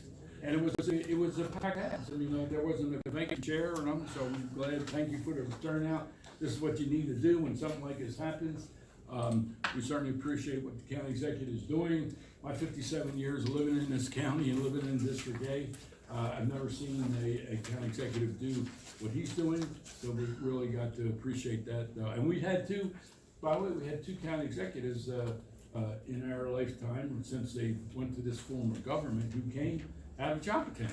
The very first one, Charles Anderson, the very first county executive in Harford County was Charles Anderson. And he had his 8 years, and then we had, who was the other one we had out of Joppatowne? Haven Freeman. He had 8 years, so there's 16 years covered, and I know they did some things, but you think, I thought maybe we had a lot more out of in this district for having 2 county executives for 16 years. Look at the Mariner Point Park, we'll give them that. But anyway, a couple of other quickies. If any of this is generating any questions, I'll certainly answer them. And I want to tell you that next month is meeting. I don't know if Paul, you want to reschedule next month's meeting or not, because if you look at your my handout, you'll see that the president of the county council has scheduled a public hearing for Monday, October the 2nd, which is the first Monday in October. And I know me and Penman both can't be here, and I'm sure some people here may want to testify on these 3 bills. Pat scheduled this separately from a regular council meeting because he expects this to be a long hearing. And it's there's a number of the bills right there, 23026. It's amendments to the zoning code for the warehouse bill. 23027 is the apartment B3 bill, and the other one is the charter amendment about term limits. Myself and Councilman Penman have a different view on the term limits. We have a different bill, and that's a bill that is going to go before the council at this meeting. Meeting that the president's going to be on. So just let me know if you're going to. Well, I'll have to check and see if they have anything else scheduled here at the sheriff's office for the.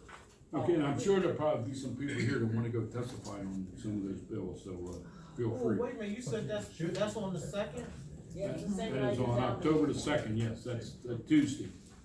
Excuse me, No, it's that's Monday. Monday, October 2nd. Second Monday. And then we have a council meeting on Tuesday, but it's gonna be really a long time testifying on those 3. There'll be probably 30 or 40 people testifying on each one of those bills separately. And they give everybody 3 minutes to testify, and space in between, so just add that up and you'll see how long. You have it 2 sounds minutes like. left, Dion. Thank Can I, you. can I ask you a question? I'll What shut is up. that they building off Everton Road, right there in Edgewood? Back there, back of those houses, what are they building back there? Back where? Emerton Road, right up the street from McDonald's on the right side. Edgewood Road. Yeah, Edgewood Road, Edgewood Road. What is that back there? Senior complex, isn't it? You talking about the sports complex? I don't know what it is. It's like right behind the house. It's right behind houses. I think it's a senior complex, isn't it Yeah. senior housing or something, or It's- senior assisted living or something? Yeah, it's an apartment complex. But, Behind the church. for seniors. Yeah, senior Oh, complex, okay. yes. I thought they said last week, you said the meeting is supposed to be low income. Alright, let's let Yeah. Dion finish. If, I'll cut it there since, the lawyer did such a great job for me, I don't have to talk about all that stuff. If anybody's got any questions, if not, I'll sit down and shut up. Could you, Somebody clapped, I heard that. could you explain a little bit more on that bill 27, about the apartments on 23-27. That's a bill that's really, it's got, Boston people really up in arms. And they've been packing the council chambers every week, against that bill. Because they don't want apartments built in that area where they're talking about it. There's a builder up there who wants to build apartments in B3 zoning, which is, B3 is probably the best, or for builders, for contractors anyway, it's the best zoning code to build in. Because you can build businesses, you can build homes, you can build anything you want, but usually it's strictly businesses, because they're not gonna waste money building a home in a B3 when they can build a business and make a whole bunch of money. So the builder wants to build. Wrap it up. No, I have extra time Now because you of know, questions. wrap it up. So that's the problem there, it's building apartment complexes in B3 zones. That's what it is, and the Folsom people are very, they had 700 people at a meeting at the You know, school. it'd be nice, I read on Facebook when they asked us to come up and whatever, it'd be nice if they came down here when we have problems and help us fight out some. Great. So Getting our what money, are you that's trying to All right. do? Okay. Who's up next? Are you trying to not have apartments in there or what? Yeah, They're not, that's the bill, they don't want it. They don't want it, that's So the what I'm asking is, in B3, you can have apartments in there. So are you trying to take the apartments out of the No, we're not trying B3 to do zone? anything, this is a bill put in, because the builder up there wants to build apartments in a B3 zoning, and you can't do it now, and the bill will give it to them, and they're opposed to it. So you want to put I apartments don't in? want. He's asking what the bill wants. He's asking what the bill wants. Is it proposing to keep the apartments out? No, or it's let the supposed apartments to in? give it to them. That's the You might bill. wanna double check that. He's trying to stick 2 apartment buildings behind the, Fallston Mall on less than 5 acres, which he needs 5 acres, and it's chopped up now as it is. And that's really got it all started. I understand, and I don't want to keep things, but, okay, I understand, but in that zoning, there's so much space, and if those apartment buildings fit in that space, they can do that, am I correct? Well, I think if you wanna get fully educated on this, I Wait a suggest minute. you come October 1 to that meeting. No, wait a minute, that's the wrong thing to say to me. Because I don't know what they're gonna say, you know, I don't know But all as this. a council person, do you understand what's going on with that? Yeah, you missed asking that question to the person who left here. No, they would not answer my It's his question. district, not He mine. wouldn't answer my question. Okay, I understand. Okay, but, never mind, listen, I'm sorry, That's we'll okay. move on, because that's the wrong thing to say to me when I know what's going on. Okay, how about you guys? I have talk not, offline let me and we'll finish ask up. this one question. I have not made an opinion on this bill one way or the other. I'm gonna wait till I hear from the citizens on October, 2, when they come to the council meeting and talk about the bill. That's what we should do as council members, listen to the public. And there'll probably be 30 or 40 people that are gonna testify on that bill, and we'll hear pros and cons, and then the council can make a decision. And that department's not going there. Right. Okay, so let's move on. So rolling. We're moving on. Andre, you are finally up. All right, I'm gonna be very quick. First, Mr. Perry, B1 is less intense. It's normally for like businesses in residential neighborhoods. B3 is for intense or for density, and it gives businesses more latitude to put more, or developers to put more businesses, more things in that area. You So, have 2,000 square feet that you can build between buildings. right, so. Okay. So yeah, so that was to answer your question. One is for less density, one is for more density, right? Okay, so, real quick, thank everyone for coming out tonight. I'm gonna be very, very quick tonight. Listen, I don't have any updates. Okay, so season, session doesn't start back until, January, so we're in the period of time now where we're looking to find new legislation to put together, and if anyone has any legislation, I know that, Mr. Ralph here has been talking to me about the bottle bills.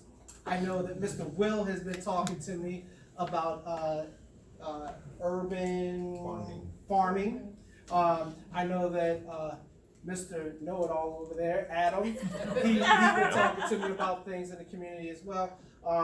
So that's my portion. So if anyone has anything, whether it's new legislation or whether it's LBIs. LBIs are legislative bond initiatives that we can bring money back to the community, because we have brought back money to the community. I've only been down there for a cup of coffee, 90 days, and I brought back $50,000 for the epicenter because they approached me and Delegate Johnson Johnson & Johnson, because they approached us to put in legislation so that we could bring money back to facilitate what they wanted to do. I know there's plenty of people around here saying that, you know, the 34 team hasn't brought back money, but we've brought back a lot of money back to the district. I want to introduce my new chief of staff, Rhea Patel. She just came on board about a week ago, so if you will see a lot of her. She's very talented. She knows what she's doing, and she just graduated. So I'm trying to figure out exactly how to talk to her because she's very young, right?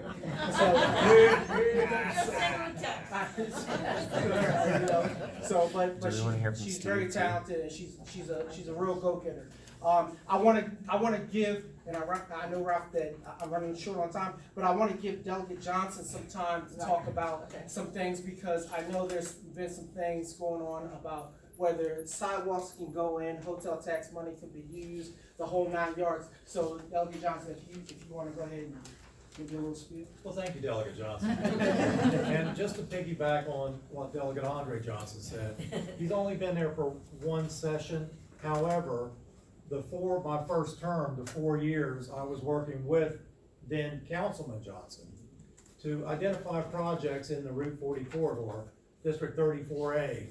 And working together when I was there and since he's been there, we have been able to bring back more money to District 34A than has come back in almost 30 years. Wow. For a lot of great projects that are going to make a big economic impact, copper mines being one of them. So I wanted to let you know that. And then I heard some numbers thrown out today, and I heard about the sidewalk project. So I did check with a company that does curb gutter and sidewalks, and the more realistic number is the sidewalks now, to be ADA compliant, have to be 5 feet wide. And for basically 5,000 feet for a mile, you're looking at about $200,000. And that does not include any ramping for handicap accessibility at intersections, or if they have to remove any trees. So I just wanted to give you a more realistic number on the cost of the sidewalk. Like I said, and Delegate Johnson said, anything that we can go after for a good project, any money that we can go after for a good project, you know, we're all about it. We're all about going after the money. We all pay our taxes, right? And part of our job is making sure that we get our fair share that come back to our communities. And we are like a dog on a bone when it goes after going after money. And a couple years ago, the Edgewood Joppa area got the most money that year that we were able to bring back. So we have gotten money from one end of our district to the other. We try not to leave out any communities. So I appreciate you giving me a minute. Thank you, Delegate Johnson. Thank you, Delegate Johnson. Are they letting the two of you know, the state agencies, when they are coming to the district? Because they're scheduled, they were just here, the Maryland Insurance Administration was just in the county today. Then they're coming back on the 18th down at the Joppa Library. But when you talk to a lot of people, or there are several Harford County Facebook groups, it was like nobody had heard about this visit to the Joppa Library. And you realize there were some changes that the Maryland State Insurance Administration made on the insurance carriers that caused people's rates to go up. So I think it's very important that the community should have been better notified about this so they can know what's going on. So are they getting in touch with you all, or should somebody from maybe this body take responsibility from keeping up with this stuff? I mean, I get that newsletter, but yeah, because it's not right. The people need information, so it's not doing any good if they're not letting our state legislators in the area know. Now that you have your office open all the time, who's responsible for getting that information out? So I will have Rhea keep in contact with the any agency that you think should be up here, and I'll have them reach out to us anytime that they're gonna be in town here. We've done that now with the governor's office and the lieutenant governor's office to make sure that we know exactly when they're gonna be in town, because a lot of times that information doesn't get cross-pollinated. So we'll make sure that that information gets up to us so that we can put it out on social media or whatever. My question, I got one quick question for you. Some of us don't Facebook, okay? We just do not Facebook, we don't Instagram, we don't Snap, we don't do none of that. We don't do none of that. Okay? We were just talking about that today. The reason that some of us don't do none of that is because of the simple reason, you know, where I work at, you know, people put stuff on Facebook, Snap, Instagram, and they lose their job, okay? Because you can't do that, you know, and stuff like that. So, but here's the beautiful thing. If you don't put that stuff on there, you know, what's wrong with using Harford Cable Network and putting that stuff on there? But the beautiful thing is, with all of the state agencies, every state agency, how I found out about this stuff off of Facebook, you can sign up for the newsletter for every state agency and it'll come right to your email. That's how I found out about this stuff. But my thing is, for like you saying, the wider community that don't do Facebook and stuff, it does not make sense to me that they don't let his office and our other delegates' office know so that they can help get the word out to their constituents. Yeah, but I'm saying if you're gonna put the word out, just like if I didn't come to that meeting last week, I'd have never knew about this. Yeah, I would have never knew about this, this was existed. You know? So you're talking about having it on putting on Harvard TV or Harvard Cable Network or Harvard something like that. You know, I don't think we do that for the sake for Yeah, I'm just saying, some of us just don't Facebook, Snap. But you have email, right? Yeah. A lot of these places, if you just go and you give them your email, you'll get automatic updates. I get a lot of them from the county. I get email from certain things that, you know. Hey, look, so take my number down, and my wife's gonna kill me, but I do this all the time. I say this all the time, and she don't tell me. So, my number is 443-473-4643. I'm calling her as soon as this meeting. Please don't. Please Number don't. one, Shauna's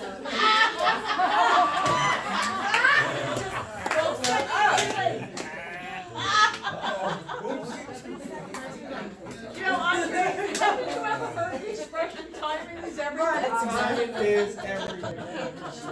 Nothing for you to worry about, Shauna. But sir, give me a call, and I'll give you my email address and everything like that.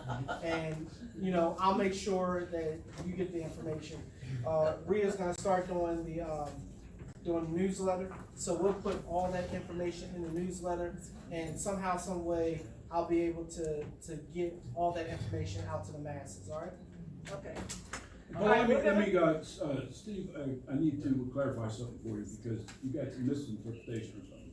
Down on Willoughby Beach Road, we're not talking about a concrete sidewalk, we're talking about Prussia Run, because in that area, they have turtles and other animals, and it's owned, that whole area there on the left is all owned by Hartford Land Trust, and we can't put concrete. So the price of $200,000 a mile has to do with Prussia Run. Now, is that gonna be ADA compliant, crush and run sidewalks? Oh, yeah. Okay. Yeah, they'll have it. They're gonna do it, supposedly do it. We haven't got down to the. Dion's time was up 30 minutes. All right, before we go to the council, Adam, do you have anything? I do. Just a few things. Sorry, let's see where I'm gonna have to stand. Okay. So I say this every week or every month. I am of the opinion that the live streaming here sucks. It's my professional opinion. I have talked to the county about it. I don't think they care. I'm sorry, if they think they care, then they can talk to me about it, but I don't think they care. The problem here is that the network here is secure, and because of the security of the network, they don't want to allow us to have wireless communications for things. That means I can't use microphones, I can't use multiple cameras. Fine. We do the best we can. It's not good enough. I've had audio problems every single meeting. I don't think people care. You can take that up with the county executive. I have made people hate me, I think.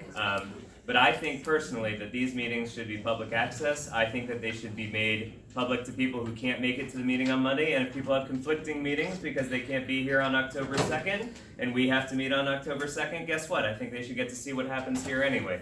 It's just my personal opinion. The county said that they would not put Hartford Cable Network to broadcast these meetings because if they had to do that, they would have to do that for every community advisory board in the county. I said, what's wrong with that? But they said that they don't have the money for it. Fine, that's fine. I gave them a free option to meet in a free place where there's live streaming happening every week, once a week. I would do it for free, no go. So I'm not happy about it, and I hope that other people, if you're watching online, I hope you're not happy about it either, and I will stand behind it, and feel free to contact me if you would like to talk about that further. To talk about community issues real quick, I'm organizing some Joppatowne specific, and when I say Joppatowne, I mean Joppatowne High School area, not to go against Edgewood, I just don't have the capacity for Edgewood. We're doing some holiday decorating contests. It's not just me, it's a committee. We're going to be doing a Halloween decorating contest. We're also going to have the lady who runs the Fattest Squirrel of Mariner Point Park contest come under us, and we're going to get that out to the community. And then we're having a winter holidays decorating contest as well. So keep an eye out for that in the future. We're going to have a Facebook page, that we put it on Facebook, but that's where it's going to be. And there will be a website for it too. One other thing we have, at the end of this month, Joppatowne Christian Church is having a free yard sale. It's not going to be as big as previous years just because we don't have as much storage right now. We had an issue with a shed that had to get taken down. But if you know somebody who's in need of pretty much any, and we get all kinds of stuff that comes our way, we're going to have that on September 30th from 7 to 11 a.m. So feel free to come to that. And then one other thing, there's a meeting tomorrow with the Hartford County Hope for the Homeless Alliance, but it looks like we are going to have a rotating homeless shelter this year, which means that we will be bringing that to Joppatowne. and I'm sure Edgewood, if you would like to get involved in the Joppatowne effort, you're welcome to do that as well. But there are also some churches in Edgewood that have participated in the past. The way that we do it in Joppatowne tends to run through Joppatowne Christian Church, but it's not a Joppatowne Christian Church event. We don't have the capacity to do it. We've never once had a problem getting enough meals for people. We may have a little bit more help that we need this year just because it looks like the county might not be putting up as much funding or any funding that they did in the past. But hopefully one way or the other we're going to figure out a way to do this. Again, I will have official confirmation of that probably tomorrow or soon because we need to start getting a schedule operating, but just keep an eye out for that. If you want to get involved in the effort to help those experiencing homelessness in Harford County, I have a wonderful group that you can talk to. It's Harford County Hope for the Homeless Alliance, and our first meeting is tomorrow at 12:30 at Harford Community Church up in Bell Camp. See me after the meeting if you have any questions about that. All right, Jim, I'll start with you. Don't go over 10 minutes. Real quick, don't forget Joppa Magnolia Ladies Auxiliary Bingo every Wednesday. It's starting at 6 o'clock. We're having our fire education open house the last Sunday of September at Joppa Magnolia at the firehouse off of Mountain Road. All right. And just to give you an idea of some numbers, Abingdon ran 4,044 ambulance calls in the 10-month period from October to the end of July. Joppa ran 2,800 ambulance calls, and we had Abingdon had 1,577 fire incident alerts, like building fires, that kind of stuff, and Joppa had 1,285 in that time frame. So you can see the call volume. I'm going to give you another number. Our rescue engine 8, which runs out of Hanson Road, but that's specifically set up to run for rescues, automobile accidents, that sort of thing, had 469 runs. And I can tell you we're damn near on 95 every day with something. And between the Joppa, Abingdon, Aberdeen, Susquehanna-Hose, and Level, there isn't a time of the day that you can't find one of their pieces of apparatus up on 95 doing something with some sort of an accident or some incident. All right? And to give you another idea, two fire marshal reports for fires that were in the area, the one on Trimble Fields, at 9 o'clock in the morning, we had 25 firefighters out for that. And in Abingdon, the one on Sycamore Lane and Edgewood Road at 12 o'clock had 30 firefighters out. So we're getting a good response to the volunteers that are doing that. And the county, of course, is paying for, I'd say 85 to 90% of the ambulance calls now in the county, since he went ahead and put that in, and they don't dispatch the volunteer, don't even alert it anymore. So when we know there's an ambulance call is when it's being dispatched. So that's the way that is. That's just a real quick set of numbers, just to give you an idea. Okay, Mary Ann, I'm sorry, I didn't even. Yeah, so I work at Joppatowne High School, so I'm sure that Edgewood High School is going to be saying the same thing soon. I'm not sure when their play is, but the drama clubs will be, the drama club at Joppatowne is going to be putting a play on, their first one in December. And prior to that, they will be asking for donations because they sell concessions at the plays, and that's how they make money to keep their program running. So I'm sure Edgewood High School is probably doing the same thing. I don't know. So just keep a lookout for that, because either money or they need items that they can sell, and they'll let you know what they need, and it can all be dropped off at the school. Okay. Okay,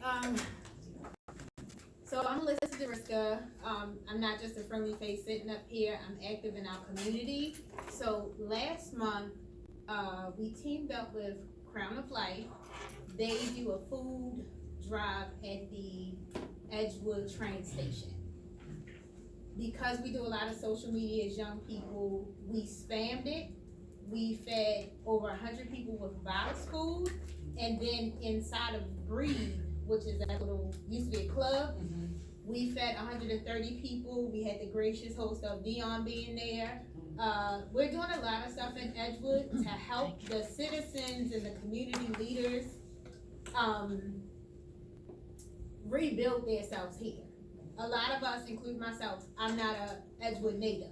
I come from Baltimore, and then when I got here, it was me rebuilding myself. So we have teamed up with Susquehanna Workforce, Community Cares, and different local networks to recycle our own money. Before we can get grant money from anybody, we've learned that we can take our vendor fees that we charge people and recycle it. We recycled it this recent time, and I'll make this quick. We recycled it into the Boys and Girls Club. One of our issues is that our young people are on the streets, not doing anything productive. Their families can't pay it. So we chose to use our vendor fees to send kids to the local clubs. So this idea, I'm not just sitting up here to sit. When I get this information, I distribute it back into our neighborhood. And I would love, we have another event coming up October 14th. I'll get that information distributed out. But we will be back with Crown of Life, October 14th, 10 a.m. to 3 p.m. Feeding the local community again. 100 boxes again. If you don't have food, say something. Breathe is partnering up with us, a lot of local organizations. But we're doing this go round for breast cancer awareness.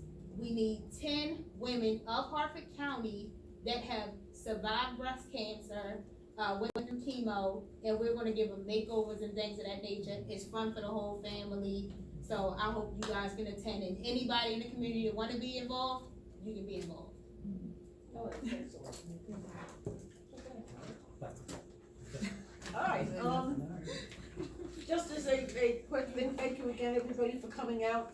Do you wanna change next month's meeting, or do you wanna keep it the first Monday? I think you're gonna have to change it, because the county council's not gonna change this input date, and, you know I wanna be there for that. I wanna run up there on the 2nd. The 9th Skew a is little. Indigenous Persons Day / Columbus Day. So I don't know if this would be available. That's what I mean, I need to check with the sheriff's office Right. also to see if this. So if it has to be the Check with the 9th or the sheriff's office. 16th. Yeah, The second see if- Monday's available, you can put it That's what I out. mean, I'll see if the room is available, because Yeah, there's a phone lot Monday. of other meetings that go on. The 9th or the 16th, and then just send the email out so we all know when it is. Right, well, Meet yeah, you I'll here. find out as soon as. You bring in wine? Sure. Congratulations, Are you Paul, bringing you cheese? got us I out was just before gonna say, nine. it's not even 9 o'clock, everybody. Hey, Ralph, you don't need wine, you do enough wine, you need it.